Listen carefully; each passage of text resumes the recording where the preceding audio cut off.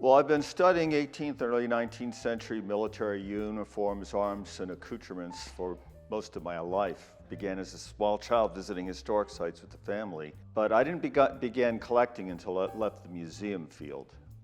So I was probably 40 years old or so. I'd had a working relationship with Morpheus. I worked as a consultant, I worked as a specialist back in 2020.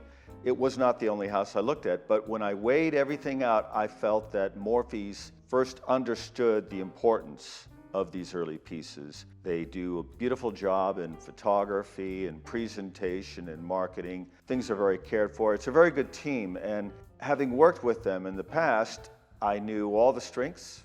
I'm very happy with what Morpheus done so far. I think it's been a really positive experience. And actually, I never saw my entire collection until it was at Morpheus. The collection's pretty much as it says in the subtitle. It's 1750 to 1850. But the real strength is the period from the French and Indian War, the Revolutionary War, and the War of 1812.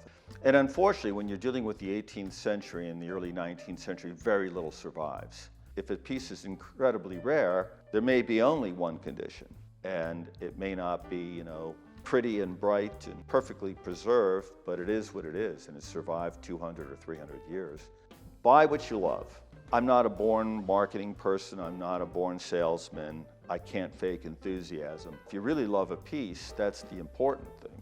I know people who've gone from swords to firearms or gone from firearms to artwork. I kind of liked it all. There's certainly a lot of institutional clients that I've worked with over the years that are aware of the sale and interested in it. So hopefully they'll find something interesting from my collection to add to their collection. If you live within driving distance, whether you're going to bid online or bid on the telephone or be in person, I encourage you to come out and see the collection. You'll be able to handle and view it close in a way that you'd rarely encounter it in a museum anywhere, and especially with such scope and breadth.